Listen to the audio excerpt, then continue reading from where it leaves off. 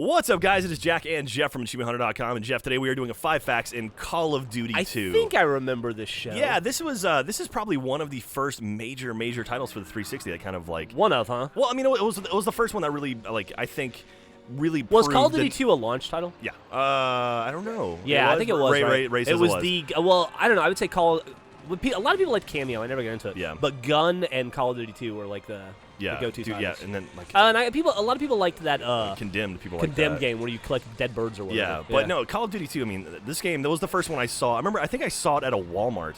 Some kid was playing it, and I was like, "Holy crap, that game looks awesome!" And so that was sort of my tipping point of when I had to go buy an Xbox 360. You never played Call of Duty 1? I played Big Red 1 on the game. Xbox, and I think Big Red 1 wasn't that like I don't know. It was like the first one that sort of had the regenerating health, right? Well, yeah, Call of Duty 1 did not have... Well, depending on what level you played for. If you played on Veteran, you could not get health packs back. Okay. Hit. It was difficult as dicks, dude. But this Call of Duty 2, it was one of those games. It was one of those games I was just like, wow, this thing looks awesome. Great this multiplayer is next Call of gen. Duty 2. And it had a great story to it, and it was had that D-Day level. Oh, Jesus, God. the Normandy. Oh, my God. That thing took so long to get through. But anyway, we got 5 facts about this game. There's some cool ones in here, Jeff. I did not know about. All right, number 1, Call of Duty was the first game in the series to feature enemies that take out their pistols right before dying on the ground. This concept was used later for the Last Stand perk. Those motherfuckers become... You put a bullet in somebody's like elbow or leg, suddenly they are a dead eye with a pistol. No kidding, man. It's like, so frustrating. They're like zombies. You have to double tap every single guy you drop because they come up from the dead. Ugh. All right, number 2, in the first few levels with Lieutenant Dmitry Volsky, you see him in the traditional commissar uniform. However, in the mission Comrade Sniper, he has a random uniform and the wrong face model. Weird. So I guess that just made it into the game and no one saw it, or they had to get it out pretty quick.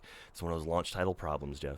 All right, in the game, there's a soldier named Dmitry Petrenko who fights with you in the Russian campaign. Dmitry Petrenko later turns out to be the name of one of the main characters in Call of Duty World at War. I did not remember that. I did not remember that either.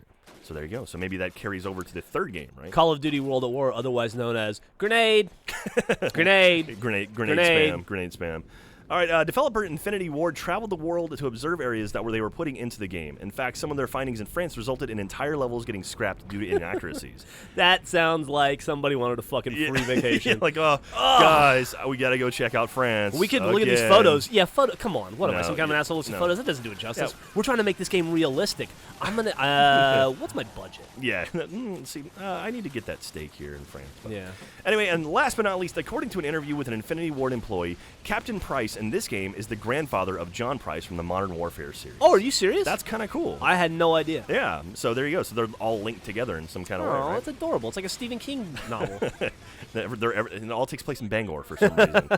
But that's nice. That's sort of that cool little continuity that you don't have to know about, but if you do know the series, that's like little cherry on top for you. First fantastic game for the 360. First great multiplayer experience and fantastic multiplayer maps. Absolutely. And great game. I mean, Call of Duty 2 was one of the first ones where I was like, okay, this generation of consoles is going to be really, really badass. And to think like playing that game now and looking at the graphics as compared to what we have now, it's just amazing how far we've come. I know. And I can only imagine what's going to come up next. So anyway, that's Call of Duty 2, 5 facts, and we will be back next week for more.